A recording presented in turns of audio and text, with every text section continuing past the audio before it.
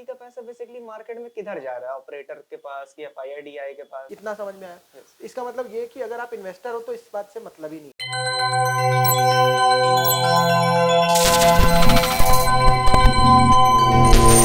एक सवाल था मेरा रुचि, जैसे कि अगर आप नए ट्रेडर हो और मार्केट में जा रहे हो इन्वेस्ट करने या ट्रेड करने, तो बेसिकली ये चीज आपको एफएनडो में ट्रेड करने से पहले बताई जाती है। एक रिस्क डिस्क्लोजर निकल के आता है कि जो ट्रेडर होता है 10 में से 9 ट्रेडर अनसक्सेसफुल होते हैं, मार्केट में पैसा गवाते हैं। जो बचे हुए 1 ट्रेडर है या फिर आप कह सकते हो 10% ट्रेडर है, वो प्रॉफिट करते हैं, और वो भी इतना प्रॉफिट नहीं करते हैं ना, जो भी उनकी प्रेडिक्शन उसके अकॉर्डिंग ही ट्रेड करते हैं। तो बाकी का पैसा बेसिकली मार्केट में किधर जा रहा है, ऑपरेटर के पास कि एफआईआईडीआई के पास, या फिर कहीं और फ्लो हो रहा है उसका? मैं आपसे ये क्वेश्चन पूछता हूँ, उसका जवाब अगर आप दोगे तो आपको क्लियर होने लगेगा। जैसे कि मैंने आपसे पूछा, आपने अगर 100 रुपीज का एक स्टॉक बाय किया, कुछ सालों बाद वो 800 रुपए का आपने बेचा, तो आपको नेट में कितना प्रॉफिट हुआ? 700 का। ठीक है। अब क्या आपको इस बात से फर्क पड़ा कि उसमें कितने लोगों ने बीच में ट्रेड किया, पैसा गवाया या कमाया? उससे कोई मतलब ही नहीं। कंपनी ने प्रॉफिट किया होगा, इसकी वजह से वो स्टॉक बढ़ा और आपको वो फायदा मिला। मतलब आपको उनका कुछ नहीं मिला जो जिन्होंने नुकसान किया। कितना समझ में आया?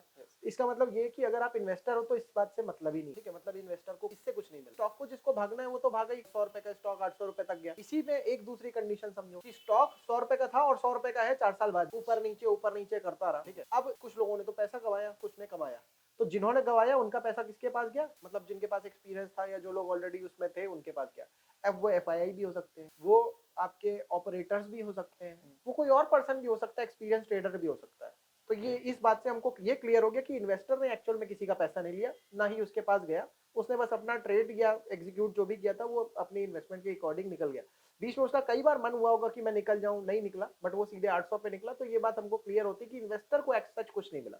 देखिए, यूनिवर्स जो है अनलिमिटेड है। ठीक है, तो अब अगर कोई स्टॉक मान लो 100 रुपए का है और वो 10,000 तक गया, उस 10,000 की जर्नी में लोग उसमें एंटर भी किए, बुलिश मार्केट थी, उसके बावजूद आप देखो कई लोग पैसा गवा रहे थे, सारी चीजें हो रही थी। जिसका गवाया गया है पैसा, वो ट्रेडिंग के पॉइंट ऑफ व्यू से वो ट्रेड कर रहा था, किसी और ने ट्रेडिंग करी, उसमें उसको मिल गया, किसी और को मिल गया।